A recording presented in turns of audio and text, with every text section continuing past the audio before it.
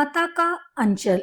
यह पाठ हमारी पाठ्य पुस्तक कृतिका 2 से लिया गया है।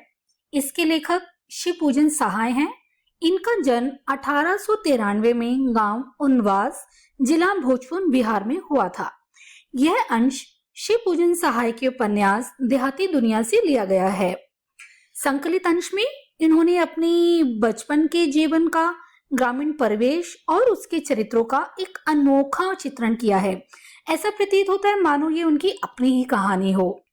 बच्चों के खेल, पिता का प्यार, माँ का दुलार, लोकगीत आदि अनेक प्रसंग इसमें शामिल हैं। तो चलिए पाठ शुरू करते हैं। माता का अंचल। माता का अंचल, अंचल यानी आंचल या माता की गोद। यहाँ पाठ की शुरुआत ही एक लोकोक्ति से होती है। जहाँ लड़कों का संग तहाँ बाजे मृदंग, जहाँ बुढ़ों का संग तहाँ खर्चे कतंग। मृदंग एक वाद्य यंत्र होता है जिसे जब लोग बहुत खुश होते हैं तो बजाते हैं। तो यहाँ इस लोकोक्ति का मतलब है कि जहाँ पे भी लड़के या बच्चे एक साथ इकट्ठे हो जाते हैं वहाँ एक मृदंग, एक खुशी का सा माहौल होता है। हर कोई वहां पे खेल रहा होता है, कूद रहा होता है, मस्ती मार रहे होते हैं। जैसे मृदंग बजने पे हर तरफ खुशी छा जाती है, वैसे ही खुशी का माहौल सा रहता है। जहाँ बुड्ढों का संग तहाँ खर्चे का तंग, और जहाँ बुढ़े इकट्ठे हो जाते हैं एक जगह पे वहां वो सिर्फ खर्चे की ही बातें करते रहते हैं कि ये खर्चा, वो खर्चा, ये कैसे होगा, वो कैसे होगा। चलिए पाठ शुरू करते हैं। हमारे पिता तड़के उठकर निबट नहाकर पूजा करने बैठ जाते थे। हम बचपन से ही उनकी अंग लग गए थे। माता से केवल दूध पीने का ही नाता था, इसलिए पिता के साथ हम भी बाहर बैठक में ही सोया करते थे। यहाँ लेखक अपने पिता के बारे में बताता है कि उनके पिता तड़के यानी सुबह सुबह उठकर नहा धोकर पूजा पाठ करने बैठ जाते थे। और जो लेखक है वह बचपन से ही अपने पिताजी के साथ अंग लग गया था, मतलब बहुत ही घुला मिला हुआ था।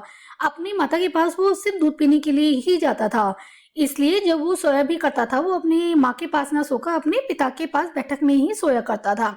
बैठक क्या होती है बच्चों? जैसे आज के टाइम में ड्राइंग रूम होता है, बाहर का कमरा, वैसे ही पहले जमाने में या फिर गांव में, अभी भी गांव में बैठकें हुआ करती हैं, जहाँ पे कोई भी जो बाहर का आदमी आता है वो वहीं बैठता है। और जो घर का मुखिया होता है वो, ताकि हमारे घर की स्त्रियां सुरक्षित रहें, तो स्त्रियां अंदर रहती हैं और जो पुरुष होते हैं वो बैठक में रहते हैं। तो यहाँ लेखक ने यही बताया है, पूरे ग्रामीण चित्रण को प्रस्तुत करते हुए बताया है कि वो अपने पिता के साथ बैठक में ही सोया करता था। वह अपने साथ ही हमें भी उठाते, साथ ही नहला धुलाकर पूजा पर बिठा लेते। हम बभूत का तिलक लगा देने के लिए उनको दिक करने लगते थे। दिक करना यानी परेशान करने लगते थे। जब लेखक के पिता सुबह सुबह उठकर पूजा करने के लिए बैठ जाते थे तो वो साथ में लेखक को भी उठा दिया करते थे। उन्हें नहला धुलाकर अपने साथ पूजा में बिठा लेते थे और उन्हें बबूत क्या होती है? एक राख होती है बेटा, जो अगरबत्ती वगैरह जलाने पे या पूजा करने पे जो राख बचती है तो उस राख को बबूत कहते हैं, जिसे पूजा में यूज किया जाता है। तो लेखक के पिता उस बबूत से हमेशा उसका तिलक करते थे, जो कि उस बच्चे को बिल्कुल भी पसंद नहीं था। वो जिद करता था, कि नहीं नहीं मुझे नहीं लगाना है। कुछ हंसकर, कुछ झुंझलाकर और कुछ डांट कर वह हमारे चौड़े लिलार में त्रिपुंड कर देते थे। लिलार यानी माथा, त्रिपुंड यानी एक 3 लाइनें खींच के एक तिलक सा बनाया जाता है। जैसे आपने पंडितों को देखा होगा, उस तरह का 3 सीधी लाइनें खींच के माथे पे तिलक बना देना। तो जो उनके पिता थे, उनके नान ऊपर करने के बाद भी हंसकर, प्यार से डांट कर उनके माथे पर त्रिपुंड यानी 3 लाइनों वाला तिलक कर ही देते थे। हमारे लीलार में बबूत खूब खिलती थी। सिर में लंबी लंबी जटाएं थी। बबूत रमाने से हम खासे बमबोला बन जाते थे। तो अभी तक लेखक का मुंडन नहीं हुआ था, वो बहुत छोटे थे, अभी तक उनका मुंडन नहीं हुआ था। इससे जो उनकी जटाएं थी, जटाएं यानी बाल, उनके बाल बहुत ही लंबे लंबे थे। और उन बाल में जब उनके पिताजी उन्हें बबूत का वो त्रिपुंड आकार का जो तिलक लगा देते थे, तो बबूत रमाने से, वो बबूत लगाने से ही वो एकदम बम बोला, एकदम शिव जी की तरह लगते थे। जैसे साधु सन्यासी अपने जब माथे पे तिलक लगा लेते बबूत का, वो एकदम बम बोला लगते हैं, वैसे ही लेखक भी जब छोटे थे वो ऐसे ही लगते थे। पिताजी हमें बड़े प्यार से भोलानाथ कहकर पुकारा करते। असल में हमारा नाम था तारकेश्वर। तो बच्चों देखो, लेखक ने यहाँ अपना नाम क्या बताया? तारकेश्वर। उसका असली नाम तारकेश्वर था, लेकिन क्योंकि वो बबूत लगाने पे और लंबे लंबे बाल थे उसके, जिनमें वो बहुत ही सुंदर लगता था। इसलिए जैसे हर बच्चों आपका एक घर का नाम होता है, निकनेम होता है, वैसे ही उनके पिताजी ने भी उन्हें प्यार से भोलानाथ नाम दिया था और उन्हें भोलानाथ कहकर ही बुलाते थे। हम भी उनको बाबूजी कहकर पुकारा करते हैं और माता को मैया। तो भोलानाथ अपनी माता को क्या बोलते थे? मैया। पिताजी को, पापा को बाबूजी। जब बाबूजी रामायण का पाठ करते तब उनकी बगल में बैठे बैठे आईने में अपना मुंह निहारा करते। जब वह हमारी ओर देखते तब हम कुछ लजाकर और मुस्कुराकर आईना नीचे रख देते थे। वह भी मुस्कुरा पड़ते थे। तो जब भोलानाथ के पिताजी पूजा कर रहे होते थे तो वहां छोटा बच्चा क्या करेगा? छोटा बच्चा का तो पूजा में ऐसा मन लगता नहीं है, तो वो अपना टाइम पास करने के लिए शीशे में अपना मुंह देखने लगता था। निहारना यानी मुंह देखने लगता था। तो क्योंकि उसे बबूत लगा रखी होती थी तो उसे वो लगता बहुत अजीब सा लगता था, तो वो शीशे में देखने लगता था कि मैं कैसा लग रहा हूँ। और जब उनके पिताजी एकदम से उनकी तरफ देख लेते थे तो वो एकदम शर्मा जाते थे और भोलानाथ को शर्माते हुए देखकर उनके पिताजी भी मुस्कुरा पड़ते थे। पूजा पाठ कर चुकने के बाद राम राम लिखने लगते। अपनी एक रामनामा बही पर 1000 राम नाम लिखकर वे उसे पाठ करने की पोथी के साथ बांधकर रख देते। बही बही क्या होती है बच्चों? जो हम रोज रोज काम करते हैं तो क्या होता है कि गांव में या अभी भी जो कई साहूकार होते हैं वो एक किताब में अपने रोज का काम लिखा करते हैं, उसे बही कहते हैं। तो इसी प्रकार लेखक क्या कहता है, उनके जो पिताजी थे वो भी रोज एक पुस्तक में राम राम राम 1000 बार रोज राम राम राम लिखा करते थे और फिर उस पोथी को साथ में बांधकर वहीं पूजा स्थल पर रख दिया करते थे। फिर 500 बार कागज के छोटे छोटे टुकड़ों पर राम नाम लिखकर आटे की गोलियों में लपेटते, उन गोलियों को लेकर गंगा जी की ओर चल पड़ते थे। ये उनके रोज का रूटीन हुआ करता था कि वे रोज 1000 बार राम राम का नाम लिखते थे। फिर 500 बार एक कागज के छोटे छोटे टुकड़ों पे राम नाम लिख के उसे आटों की गोलियों में मिला के उसे ले जाकर वो गंगा की ओर चल पड़ते थे। उस समय भी हम उनके कंधे पर विराजमान रहते थे। जब वह गंगा में एक एक आटे की गोलियां फेंक कर मछलियों को खिलाने लगते तब हम भी उनके कंधे पर ही बैठे बैठे हंसा करते थे। तो वे जो राम नाम की जो उन्होंने आटे की गोलियां बनाई थी उससे वो क्या करते थे, गंगा जी में ले जाकर वो मछलियों को फेंकते थे, मछलियों को चारा डालते थे उससे। और जब वो ऐसा करने के लिए जाते थे तो जो लेखक था, जो भोलानाथ था, वो भी अपने पिताजी के कंधे पर बैठकर बहुत ही हंस हंस कर वो सारी चीजें एंजॉय किया करते थे। और जब मछलियों को चारा देकर घर की ओर लौटने लगते तब बीच रास्ते में झुके हुए पेड़ों की डालों पर हमें बिठाकर झूला झुलाते थे। यहाँ भोलानाथ बोलते हैं कि जब उनके पिता और वो मछलियों को चारा देकर घर लौटते थे तो उनके पिता जैसे छोटे बच्चों को सारे माता पिता खिलाते हैं, वैसे अगर रास्ते में कोई पेड़ पड़ता था तो वो उनकी डालों पर बिठा के उन्हें झुलाने लग जाते थे। इससे पहले वाले पेज में देखिए इस चीज का चित्रण भी किया गया है कि ये भोलानाथ है छोटे से, देखिए इनके बालों में चुटिया बनी हुई है और यहाँ उनके पिताजी पेड़ की डाल पे उन्हें झुला रहे हैं। आगे देखते हैं।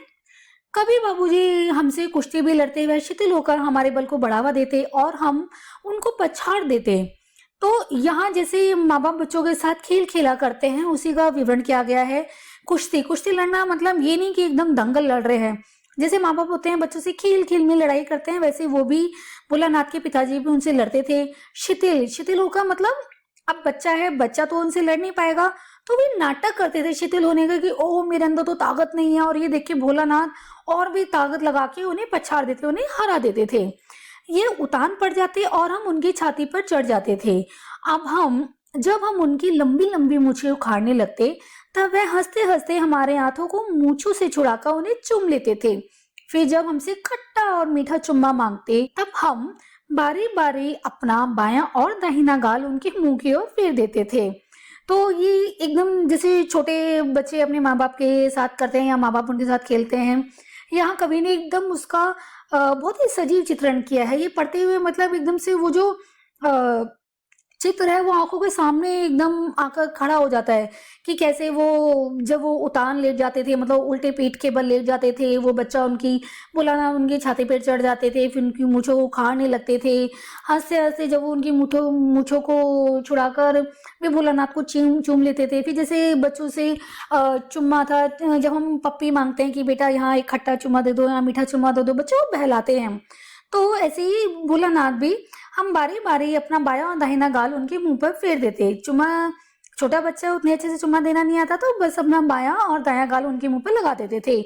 बाएं का खट्टा चुम्मा लेकर जब वह दाहिने का मीठा चुम्मा लेने लगते तब अपनी दाढ़ियां मूछ हमारे कोमल गालों पर गड़ा देते थे। हम झुंझलाकर फिर उनकी मूछें नोचने लगते थे। इस पर वे बनावटी रोने लगते और हम अलग खड़े खिलखिलाकर हंसने लग जाते थे।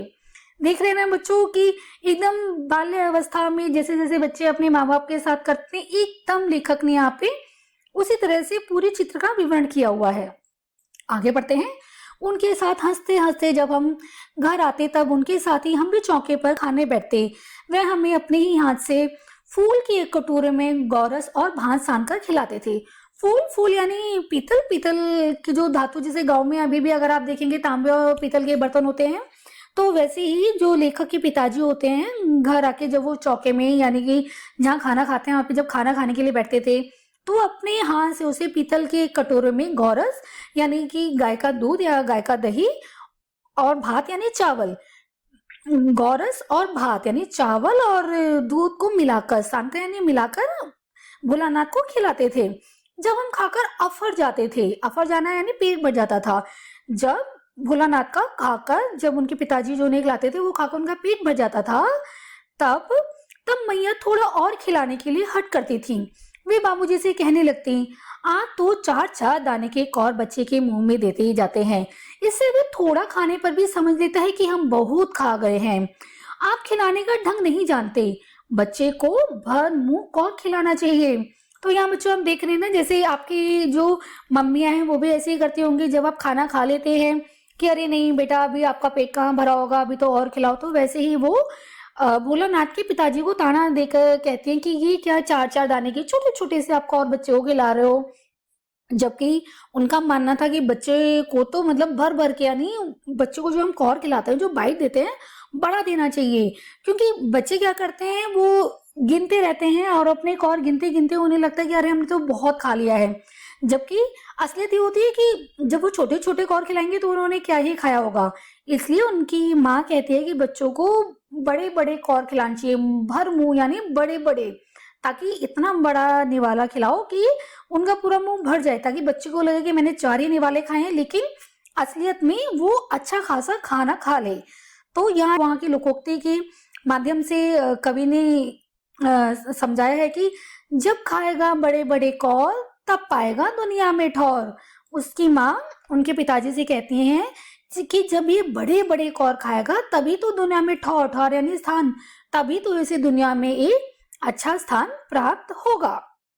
अगली पंक्ति देखते हैं। देखिए मैं खिलाती हूँ, मर्दुए क्या जाने कि बच्चों को कैसे खिलाना चाहिए, और महतारी के हाथ से खाने पर बच्चों का पेट भी भरता है। भोलानाथ की माँ उनके पिताजी से कहती है कि अब देखिए मैं खिलाती हूँ, मर्दुए अर्थात मर्द या पुरुष को क्या पता कि बच्चों को कैसे खिलाना चाहिए। और वे कहते हैं कि महतारी अर्थात जब माँ अपने बच्चों को खाना खिलाती है तभी बच्चों का पेट भरता है। यह कह वे थाली में दही भात सानती और अलग अलग तोता, मैना, कबूतर, हंस, मोर आदि के बनावटी नाम से कौर बनाकर यह कहते हुए खिलाते जाते कि जल्दी खा लो नहीं तो उड़ जाएंगे। पर हम उन्हें इतनी जल्दी उड़ा जाते थे कि उन्हें उड़ने का मौका ही नहीं मिलता था। तो जैसे सारी माएं बच्चों के साथ तरह तरह के खेल करके उनका ध्यान इधर उधर भटकाते हुए उनको खाना खिलाती हैं, वैसे भोलानाथ की माँ भी उन्हें कभी तोता के नाम का कौर, कभी मैना के नाम का कौर, अलग अलग तरह के प्रलोभन दे दे के उन्हें खाना खिलाया करती थी। खेल खेल खेल के उन्हें खाना खिलाया करती थी और भोलानाथ भी मजे मजे में सारा खाना खा लिया करते थे। जब हम सभी बनावटी चिड़ियों को चिट कर जाते तब बाबूजी कहने लगते, अच्छा अब तुम राजा हो, जाओ खेलो। तो जो उनकी माँ उन्हें तोता, मैना, मोर नाम के जो कौर बना बना के खिला रही थी, तो जो बनावटी चिड़ियों के नाम का जो खाना जब वो खा जाते थे तो फिर बाबूजी कहते थे, अरे बा अब तो तुम राजा बेटा बन गए, अब जाके खेलो। बस हम उठकर उछल कूद करने लगते, फिर रस्सी में बंधा हुआ काठ का घोड़ा लेकर नंग धड़ंग बाहर गली में निकल जाते थे। जब कभी मैया हमें अचानक पकड़ पाती तब हमारे लाख छटपटाने पर भी एक चुल्लू कड़वा तेल हमारे सर पर डाल ही देते थे। हम रोने लगते और बाबूजी उस पर बिगड़ खड़े होते। वह हमारे सिर में तेल पोतकर हमें उबटकर ही छोड़ती थी। फिर हमारी नाभि और लीलार में काजल की बिंदी लगाकर चोटी गूंथती और उसमें फूलदार लट्टू बांधकर रंगीन कुर्ता टोपी पहना देती थी। हम खांसी कन्हैया बनकर बाबूजी के गोद में सिसकते सिसकते बाहर आते। तो देखिए यहाँ लेखक ने कितनी अच्छी तरह से एक माँ अपने बच्चे को कैसे तैयार करती है और बच्चा कैसे रोता है उसका यहाँ पे चित्रण किया है कि वो एकदम से नंग धड़ंग बिना कपड़ों के ऐसे खेलने के लिए निकल जाते थे। तो जो उनकी माँ थी उन्हें मौका मिलते एकदम से पकड़ लेती थी और चुल्लू भर कड़वा तेल, मतलब हाथ में थोड़ा सा कड़वा तेल था, सरसों का तेल लेके उनके सर पे अच्छे से मालिश करके चुटिया बना के उन्हें रंग बिरंगा कुर्ता टोपी पहना के एकदम उन्हें कन्हैया बनाकर तैयार कर देती थी। तो जिससे कि वो बहुत रोते थे और जब वो रोते थे तो उनके बाबूजी भी बिगड़ जाते थे कि क्यों बच्चों को रुला रही हो, लेकिन उनकी माँ उन्हें तैयार करके ही मानती थी। और जब वो तैयार हो जाता था तो जैसे गांव में करते हैं या आजकल भी माएँ करती हैं कि बच्चों को नजर ना लगे इसलिए उनके नाभि और लीलार पे यानी माथे पे काजल का छोटी सी बिंदी लगा देते थे कि उनके बच्चे को नजर ना लग जाए। तो लेकिन जब वो तैयार होने के बाद रोते रोते अपने पिताजी की गोदी में सिसकते हुए बाहर आते थे, बाहर आते ही हमारे बाहर जो होने वाले बालकों का एक झुंड मिल जाता था। हम उन खेल के साथियों को देखते ही सिसकना भूलकर बाबू की गोद से उतर पड़ते और अपने हमजोलियों के दल में मिलकर तमाशे करने लगते। तो मतलब ऐसे तो वो भोलानाथ जी रो रहे होते हैं, लेकिन जैसे ही वो बाहर दिखते हैं अरे उनके दोस्त खेल रहे हैं, वो सारा रोना धोना भूलकर उन लोगों के साथ खेल खेलने लगते। अब वो खेल भी कैसे खेलते, यहाँ लेखक ने उनके बारे में बताया कि गांव में किस किस तरह के खेल होते थे। तो यहाँ लेखक ने 3-4 तरह के खेलों के बारे में बताया है कि जब भोलानाथ छोटे थे वो कैसे कैसे खेल खेला करते थे। तमाशे भी ऐसे वैसे नहीं, तरह तरह के नाटक, चबूतरे का एक कोना ही नाटक घर बनता, बाबूजी जिस छोटी चौकी पे बैठकर नहाते थे वही रंगमंच बनती, उसी पर सरकंडे के खंभों पर कागज का चंदुआ तानका मिठाई की दुकानें लगाई जाती, उसमें चिलम के खूंचे पे कपड़े के थालों में ढेले के लड्डू, पत्तों की पूरी कचौरी, गीली मिट्टी की जलेबियां, फूटे घड़े के टुकड़ों के बताशे आदि मिठाइयां सजाई जाती, ठीकरे के बटखरे और जस्ते के छोटे छोटे टुकड़ों के पैसे बनते, हम ही लोग खरीदार और हम ही लोग दुकानदार, बाबूजी भी 2-4 गुरक और ये पैसे खरीद लेते थे। तो यहाँ लेखक ने बताया है कि वो जब छोटे थे तो वो कैसे एक खेल खेल में मिठाई की दुकान बनाते थे सारे बच्चे की, चलो मिठाई की दुकान लगाते हैं। मिठाई की दुकान लगाने के लिए सरकंडे के जो यानी बांस के खंभों से एक और ऊपर से कागज का चंदुआ बना के, चंदुआ मतलब एक शामियाना बना के, ताकि जिसे मिठाई की दुकान है उसमें ऊपर से कुछ गिरे ना जब वो मिठाइयां बना रहे हो। तो ये पूरी मिठाई की दुकान बना ली जाती थी। जो मिट्टी के ढेले होते हैं उससे लड्डू बना लेते थे, पत्तों से पूरी कचौरी बना लेते थे और गीली मिट्टी से वो गोल गोल जलेबियां बना देते थे। तो ऐसे करके वो एकदम से पूरी मिठाई की दुकान तैयार कर देते थे और खुद ही दुकानदार भी बन जाते थे। और उन्हीं में से कुछ बच्चे दुकानदार बन गए, कुछ खरीदार बन गए हैं। और उनके खेल खेल में कभी उनके बाबूजी भी आकर 2-4 कुछ ना कुछ पैसे देकर कुछ ना कुछ खरीद ही लेते थे। फिर थोड़ी देर में क्या होता था, थोड़ी देर में मिठाई की दुकान बढ़ाकर हम लोग घरौंदा बनाते थे। धूल की मेड़ दीवार बनती और तिनकों का छप्पर, दातून के खंबे, दिया सलाई की पेटियों के किवाड़, घर के मुहड़े की चूल्हा चक्की, दिए की कढ़ाई, बाबूजी की पूजा वाली आंच मनी कलछी बनती थी। पानी की घी, धूल की पिसान, बालू की चीनी से हम लोग जनार तैयार करते थे। हम ही लोग जनार करते, हम ही लोगों की जनार बैठती थी। जब पंगत बैठ जाती थी तब बाबूजी भी धीरे से आकर पात के अंत में जीमने के लिए बैठ जाते थे। उनको बैठते देखते ही हम लोग हंसकर घरौंदा बिगाड़ कर भाग चलते थे। वह भी हंसते हंसते लोटपोट हो जाते थे और कहने लगते थे, फिर कब भोजोगा भोलानाथ। इससे पहले बच्चों ने मिठाई की दुकान लगाई थी, अब वो दूसरा खेल खेलने लग जाते हैं। वो क्या करते हैं, घरौंदा बनाते हैं। घरौंदा यानी कि घर बनाते हैं, कि घर घर खेलते हैं।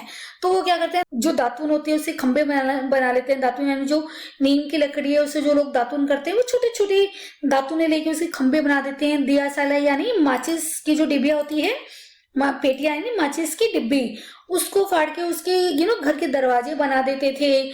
जो दिया होता था उसको कढ़ाई बना लेते थे। तो ऐसे छोटे मोटे जो आसपास का सामान था उससे एक पूरा घर बना लेते थे। अब वो क्या करते हैं, ज्योनार, ज्योनार यानी पूरे के पूरे दावत का सामान तैयार करते हैं अपने घर, वो उस घर में जो उन्होंने घर बनाया है, घरोंदा बनाया है। अब वो जो ज्योनार है वो दावत का सामान कैसे तैयार करते थे, पानी को घी बना लेते थे, जो धूल होती थी वहां पे उसको आटा बना लेते थे, बालू को चीनी बना लेते थे, ऐसे उन सब चीजों से करके ज्योनार एक दावत का सामान तैयार करते थे। तो वो खुद ही लोग ज्योनार बनाते थे और खुद ही लोग ज्योनार मतलब दावत खाने वाले लोग भी बन जाते थे।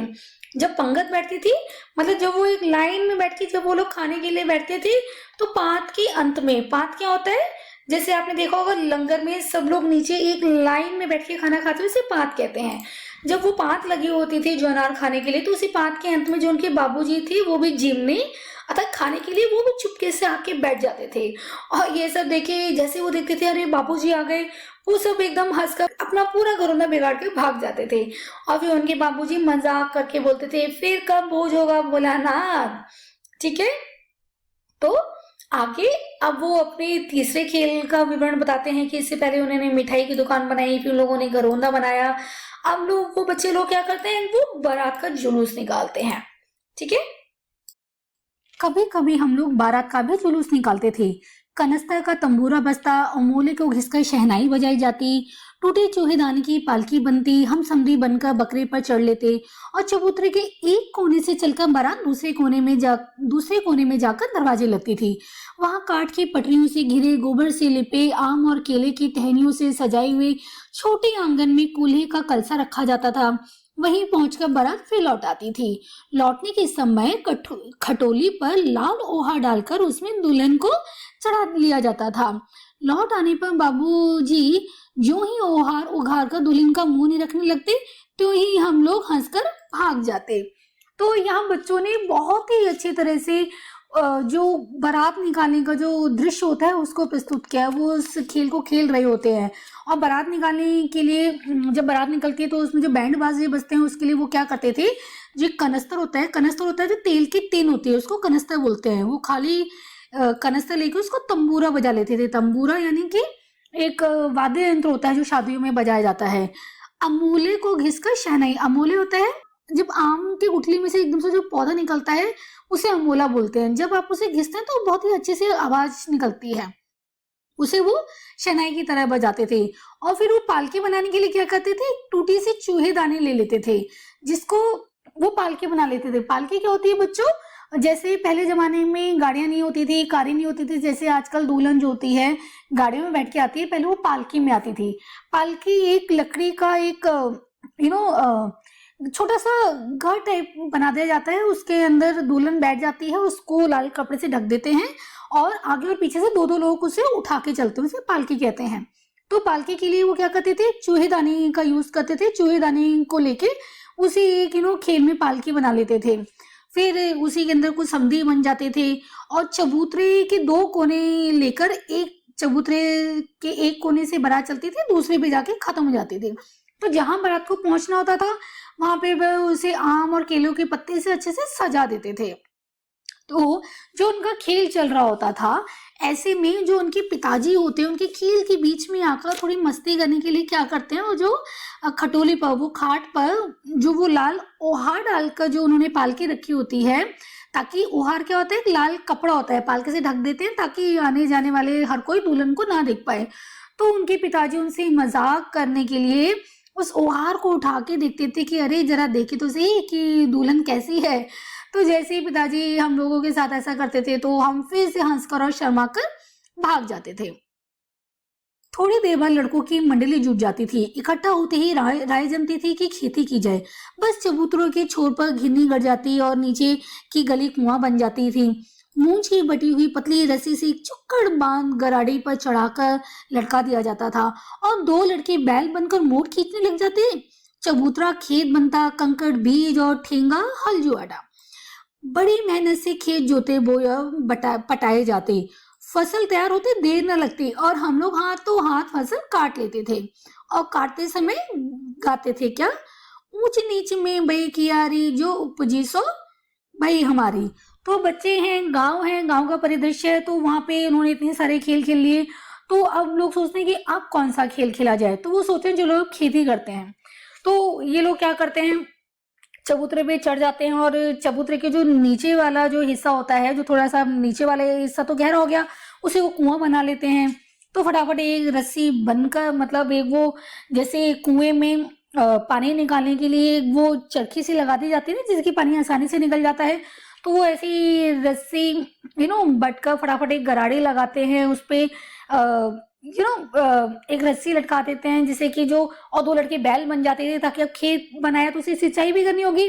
तो पहले क्या होता था, नदी नहर या वो ट्यूबवेल नहीं होते थे, जो कुएं के पानी के सहारे ही खेतों की सिंचाई होती थी, जिसको कि बैल बार बार घूम घूम के उसमें से पानी निकालते थे। तो जो मोट खींच लेते हैं, मोट क्या होता था, चमड़े की ना एक थैली टाइप बना दिए जाते थे, और वो गोल गोल करके जैसे जैसे बैल घूमते थे, वो गोल गोल करके वो कुएं में जाते थे। लाइक एक साइड का थैला गया, उसने पानी निकाला, वो बाहर आया, उसने खेत में पानी डाला, तब तक दूसरी साइड का थैला जाके फिर से कुएं में जाके पानी निकालता है। तो वो ये सारी की सारी प्रक्रिया जैसा कि गांव में होता था, एकदम वैसे ही करके एकदम फसल बोते थे। और अब बच्चे खेल रहे हैं, तो खेलते खेलते उनकी फसल फटाफट पक भी जाती थी, उसे काट भी लेते थे। और वो जैसे गांव में लोकोक्तियां होती हैं, कहावतें, वो उसकी उसी के अनुसार जैसे उन्होंने अपने बड़ों को देखा था, वैसे ही वो लोकोक्ति गाते गाते, गाना गाते गाते खेती करते थे कि ऊंच नीच में बई कियारी, यानी कि ऊंचे नीचे खेतों में इन्होंने कियारी लगा दी है, और जो उपजी सो भई हमारी, जहां जहां जो जो फसल उपज गई वो हमारी हो गई। फसल को एक जगह रखकर उसे पैरों से रोन डालते थे, कसोरे का सूप बनाकर औसाते और मिट्टी के दिए के तराजू पर तौलकर राशि तैयार कर देते थे। इसी बीच बाबूजी आकर पूछ बैठते, इस साल की खेती कैसी रही भोलानाथ? तो फिर से एकदम पूरा फसल पकने का यहाँ पे इस दृश्य दिखाया गया है कि जब वो फसल पक जाती थी, तो जैसे गेहूं के दाने होते हैं, वो उनकी फलियों के अंदर होते हैं, उन्हें पैरों से रोन कर निकाला जाता है। तो वो उसी तरह से नाटक करते थे, उन फसलों को पैरों से रोनते थे। फिर कसोरे, यानी कि मिट्टी का कटोरा टाइप होता है, उसको सूप बनाकर, सूप क्या होता है, इस तरह का होता है कि उसमें फटक कर वो भूसे को अलग निकाल देते हैं और अनाज उसके अंदर रह जाता है। तो वो उस मिट्टी के कटोरे का सूप बनाकर उसे औसाते थे, मतलब फसल में से भूसा अलग और धान अलग कर लेते थे। फिर मिट्टी के दिए के वो तराजू बना लेते थे, तौलते थे। इसी बीच जो वो खेल खेल लेते थे, फिर से यहाँ उनके पिताजी आ जाते थे और उन्हें उनके साथ मस्ती मारते हुए कहते थे, इस साल की खेती कैसी रही भोलानाथ? बस फिर क्या, हम लोग ज्यों का त्यों खेत खलिहान छोड़कर हंसते हुए भाग जाते थे। कैसी मौज की खेती थी। ऐसे ऐसे नाटक हम लोग बराबर खेला करते थे। बटोही भी कुछ देर ठिठक कर हम लोगों के तमाशे देख लेते थे।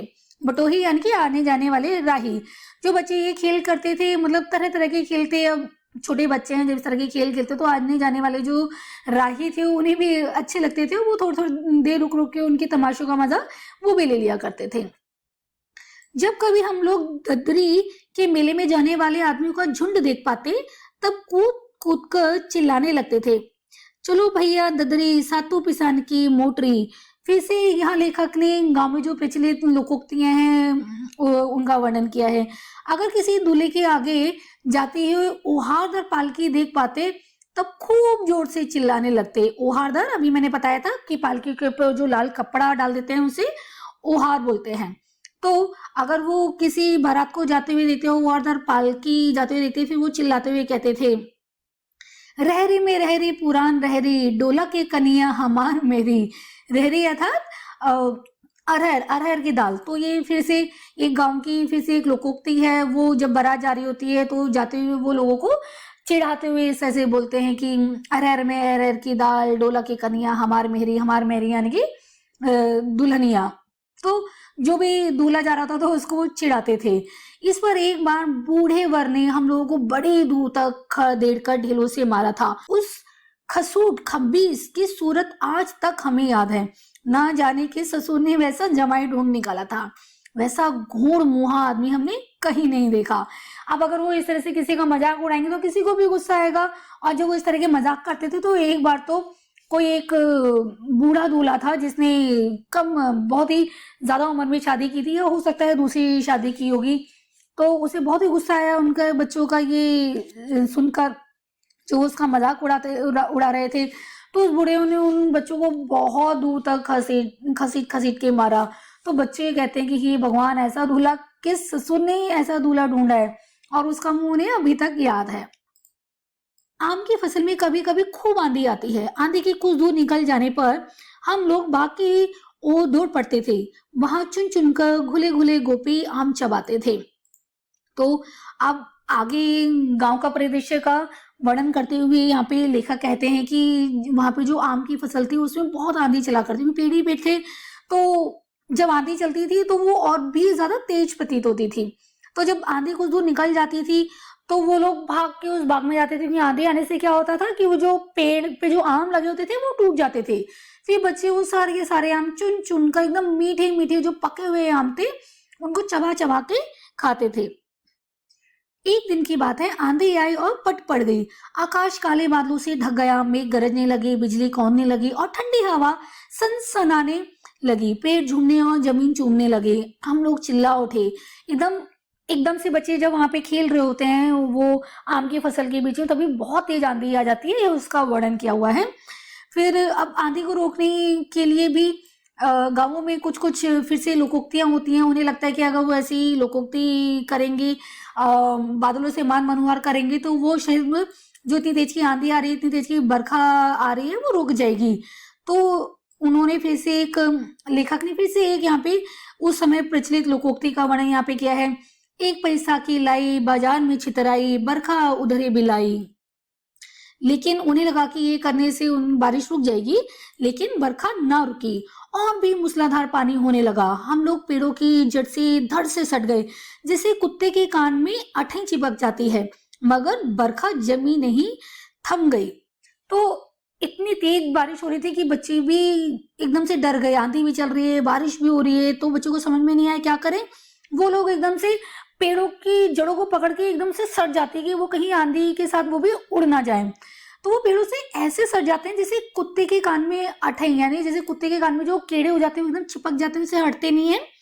वैसे ही बच्चे भी एकदम पेड़ों से चिपक जाते हैं, मगर जो बारिश थी वो थमने का नाम ही नहीं ले रही थी।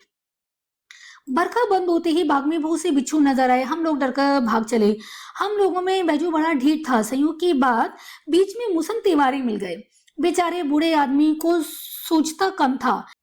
बैजू उनको चिढ़ाकर बोला, बुढ़वा बेईमान, मांगे करेले का चोखा। तो ये भी पहले की एक लोकोक्ति है। जो बच्चे, जो बैजू था वो थोड़ा सा बड़ा था और थोड़ा सा चालू था। तो वो जाते जाते उस जो मूसन तिवारी जी जा रहे थे उनको छेड़ता हुआ चला जाता है और बोलता है, बुढ़वा बेईमान, मांगे करेले का चोखा। मतलब कि बहुत ही बेईमान बुढ़ा है और ये करेले की सब्जी खाना चाहता है। तो हम लोगों ने भी बैजू के सुर में सुर मिलाकर यही चिल्लाना शुरू किया। मूसन तिवारी ने बेतहाशा खदेड़ा। हम लोग तो बस अपने अपने घरों की ओर आंधी हो चले। जब हम लोग ना मिल सके तब तिवारी जी सीधे पाठशाला चले गए। वहां से हमको और बैजू को पकड़ लाने के लिए 4 लड़के गिरफ्तारी वारंट लेकर छूटे। इधर ज्यों ही हम लोग घर पहुंचे त्यों ही गुरुजी के सिपाही हम लोगों पर टूट पड़े। बैजू तो 9-2-11 हो गया था, पर हम पकड़े गए। फिर तो गुरुजी ने हमारी खूब खबर ली। तो अब बैजू तो बड़ा था और वो चालाक भी था। तो वो जब ऐसी उस बूढ़े को, मूसन तिवारी को चिढ़ाने के बाद, उसे तो पता था उसने क्या करा है और वो होशियार भी था, इसलिए वो भागकर कहीं और छुप गया। लेकिन ये जो छोटे छोटे बच्चे थे, ये जो हमारा भोलानाथ था, वो तो बहुत छोटा था, उसे तो इतनी समझ नहीं थी कि वो क्या करे। तो वो भागकर सीधा अपने घर चला गया। लेकिन मसून तिवारी ने भी सोचा कि आज मैं इन बच्चों को छोड़ूंगा नहीं। तो वो सीधा पाठशाला जाके उनकी अध्यापक से उनकी शिकायत कर देते हैं। और अध्यापक क्या करते हैं, चलो ठीक है, वो 4 लड़कों को उनके घर भेज देता है कि जाओ भोलानाथ को पकड़ के लेके आओ। और जैसे ही भोलानाथ को पकड़ के लेके आते हैं तो फिर गुरुजी उनकी बहुत खबर लेते हैं, मतलब उनको बहुत डांट लगाते हैं। बाबूजी ने यह हाल सुना, वह दौड़े हुए पाठशाला आए, गोद में उठाकर हमें पुचकारने और फुसलाने लगे। पर हम दुलारने से चुप होने वाले लड़के नहीं थे। रोते रोते उनका कंधा आंसुओं से तर कर दिया।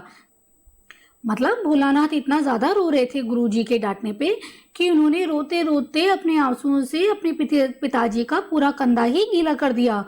वह गुरुजी की चिरौरी करके हमें अपने घर ले चले। चिरौरी करना यानी मनाना, विनती करना, कि उन्हें पता है कि उनके बच्चे ने गलती की है, तो वो गुरुजी से एकदम विनती करते हैं, प्रार्थना करते हैं कि बच्चा है उसे छोड़ दीजिए। और वे गुरुजी से ऐसी विनती करके भोलानाथ को लेकर घर आ जाते हैं। रास्ते में फिर हमारे साथी लड़कों का झुंड मिला। वो जोर से नाचते और गाते थे, माई पकाई गरर गरर पुआ, हम खाए पुआ न खेलब जुआ। फिर से यहाँ देखिए एक लोकोक्ति का प्रयोग किया गया है। सारे बच्चे खेलते खेलते गा रहे थे कि हमारी माई ने हमारे लिए गरम गरम पुए बनाए हैं, हम खाए पुआ, मतलब हम पुए खाते हैं, हम जुआ वगैरह नहीं खेलते हैं। ठीक है। फिर क्या था, हमारा रोना धोना भूल गया। हम हट करके बाबूजी की गोद से उतर पड़े और लड़कों की मंडली में मिलकर लगे वही तानसुरा लापने। तब तक सब लड़के सामने वाले मकई के खेतों में दौड़ पड़े। उसमें चिड़िया का झुंड चल रहा था। वे दौड़कर उन्हें पकड़ने लगे पर एक भी हाथ ना आई। हम खेत से अलग ही खड़े होकर गा रहे थे, राम जी की चिड़ै, राम जी का खेत, खा लो चिड़ै भर भर पेट। तो वे फिर से बच्चों को देख के एकदम अपना रोना धोना सब भूल जाते हैं, बच्चों के साथ खेल खेलने लगते हैं। अब वहाँ बच्चे क्या कर रहे थे, वो खेत में से चिड़ियों को उड़ा रहे थे, लेकिन वो जैसे ही खेत में जाते सारी चिड़ियाँ उड़ जाती। अब वो किसी को पकड़ ही नहीं पा रहे थे। तो अब ये फिर से एक कहावत, वहाँ के एक लोकोक्ति का प्रयोग लेखक ने किया है कि वो बच्चे चिड़िया को, मतलब चिड़िया को थोड़ा सा बेवकूफ़ बना रहे थे कि चिड़िया को बोलते हैं, ही चिड़ै, ये तो भगवान का खेत है और आप भी भगवान की चिड़िया हो, आओ और भरपेट खाना खा लो, मतलब तुम्हें कोई नहीं उड़ाएगा। तो वो इस तरह से चिड़ियों को झूठ बोल बोल बोल बोल बोल के चाहते हैं कि वो चिड़ियाएँ आ जाएं ताकि वो उन्हें पकड़ पाएं। हमसे कुछ दूर बाबूजी और हमारे गांव के कई आदमी खड़े होकर तमाशा देख रहे थे और यही कहकर हंसते थे कि चिड़िया की जान जाए लड़कों का खिलौना। वो इस तरह का खेल कर करके चिड़ियाओं को, मतलब ऐसे झूठ बोल बोल के उन्हें बुलाना चाह रहे थे, उन्हें लालच दे रहे थे कि वो आ जाएं ताकि हम उन्हें पकड़ लें। ये सारा जो बच्चों का खेल था वो दूर खड़े हुए कुछ आदमी भी देख रहे थे और हंसते हुए कहते हैं कि बस चिड़िया की जान चली जाए लेकिन बच्चों का तो ये खिलौने ही बन गई हैं। सचमुच लड़के और बंदर पराई पीर नहीं जानते। फिर से जैसे बंदर होता है, उसे सिर्फ अपने खाने से मतलब होता है, उसे नहीं फर्क पड़ता कि जो उसने किसी का सामान बिगाड़ दिया या छीन के ले गया उससे दूसरे इंसान पे क्या फर्क पड़ रहा है। इसी तरह से वो गांव वाले कहते हैं कि लड़के और बंदर सब एक जैसे होते हैं, उन्हें दूसरे की पीड़ा से कोई फर्क नहीं पड़ता। एक तीली पर जाके हम लोग चूहे के बिल में पानी उलीचने लगे। नीचे से ऊपर पानी फेंकना था। हम सब थक गए। तब तक गणेश जी के चूहे की रक्षा करने के लिए शिव जी का सांप निकल आया। रोते चिल्लाते हम लोग बेतहाशा भाग चले। कोई औंधा गिरा, कोई अचिंता, किसी का सिर फूटा, किसी के दांत टूटे, सभी गिरते पड़ते भागे। हमारे सारे देह लहू लुहान हो गई, पैरों की तलवे कांटों से छलनी हो गए।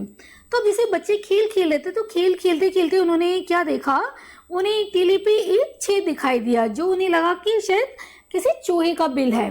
तो वो चूहे को तंग करने के लिए उस छेद के अंदर पानी डालने लगे ताकि जैसे उसके अंदर पानी जाएगा और चूहा एकदम से डर के बाहर आ जाएगा। लेकिन एकदम से वो क्या देखते कि वहां से एक सांप निकल आता है। अब बच्चों को क्या लगता है, उन्हें तो लग रहा था कि ये चूहे का बिल है, लेकिन जब वो देखते हैं सांप निकल आया है तो उन्हें लगता है कि गणेश जी के चूहे को, भगवान गणेश की सवारी कौन होता है, चूहा।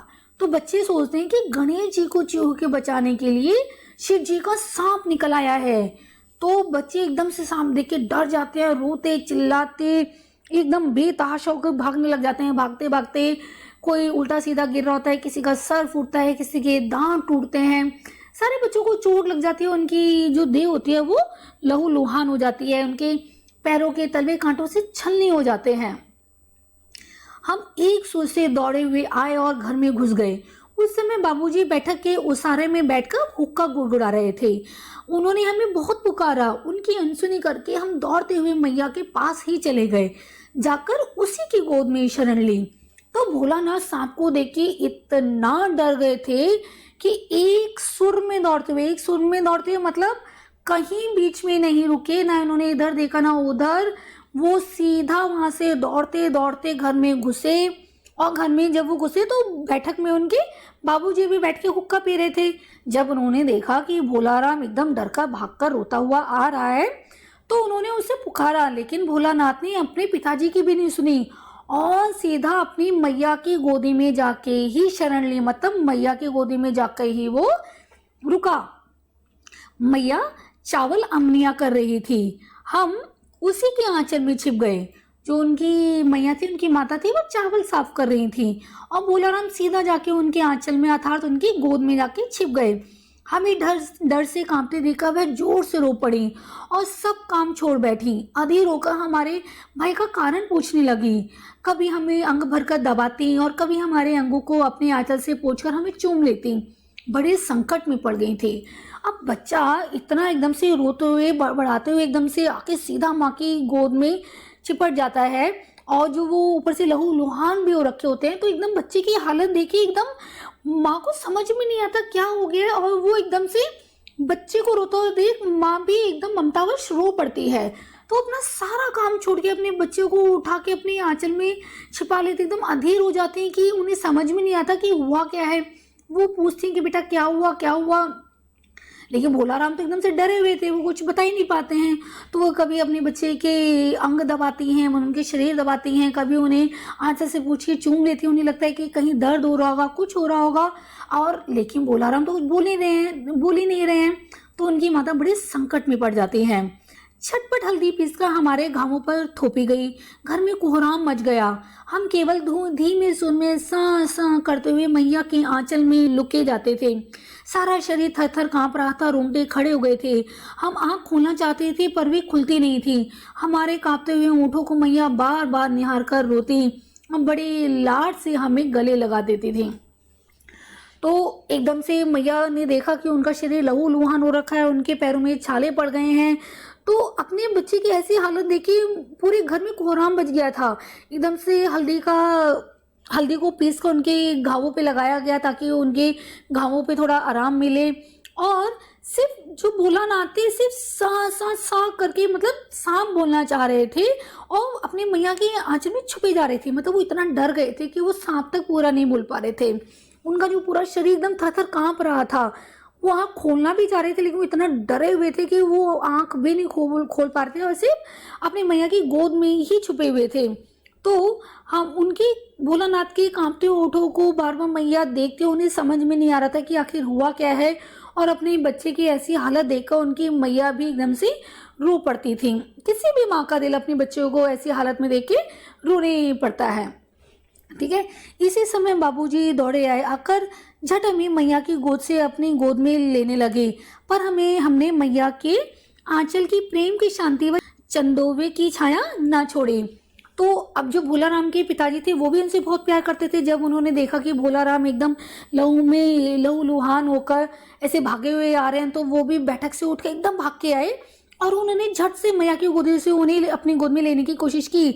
लेकिन भोलाराम अपनी मैया के गोद से अलग हुए ही नहीं, क्योंकि उस समय उन्हें अपने पिता के प्यार की जरूरत नहीं थी, उन्हें अपने माँ के प्रेम की जरूरत थी। अपने जो बच्चा होता है, अब देखो बच्चों यहाँ पे क्या समझाया हुआ है कि शुरू से अंत तक आपने देखा कि जो भोलाराम के पिता थे उनसे बहुत प्यार करते थे। भोलाराम भी अपने पिता से बहुत ज़्यादा घुला मिला हुआ था। वो सुबह उठता उनके साथ था, सोता उनके साथ था, खेलता उनके साथ था। लेकिन जब ऐसा समय आया जब भोलाराम एकदम बहुत डरा हुआ था, तो ऐसे समय में उन्हें उनके पिता के प्रेम की आवश्यकता नहीं थी। इस समय जो उन्हें शांति मिली थी कहाँ, उन्हें अपनी माँ की गोद में मिल रही थी। मतलब देखो, जो पिता होते हैं वो भी उतना ही प्यार करते हैं जितनी आपकी माँ करती हैं, लेकिन एक माँ के प्यार में और पिता के प्यार में बहुत अंतर होता है। और ये अंतर होता है, एक जो बाल मन होता है वो इस अंतर को बहुत अच्छे से समझता है। तो इस समय जो सुकून उसे मिल सकता था वो उसे अपने माता की गोद में ही मिल सकता था। इसीलिए लेखक ने यहाँ इस पाठ का नाम क्या रखा है, माता का अंचल। कि पिता चाहे कितना भी प्यार कर ले लेकिन माँ के प्यार की जो तुलना होती है वो किसी से नहीं की जाती। बच्चों, आशा करती हूँ कि आपको ये पाठ बहुत अच्छे से समझ में आ गया होगा। और प्लीज़ मेरे चैनल को सब्सक्राइब कर लीजिए, क्योंकि मैं इससे अगले वाली वीडियो में इसके प्रश्न उत्तर भी लेके आने वाली हूँ और आपको एक एक प्रश्न का उत्तर मैं आपको बहुत अच्छे तरह से करवाऊंगी। और अगर आप सब्सक्राइब कर लेंगे तो जो आगे आने वाले जो मेरे वीडियोज़ हैं उनकी भी अपडेट आपको मिलती रहेंगी। थैंक यू बच्चों।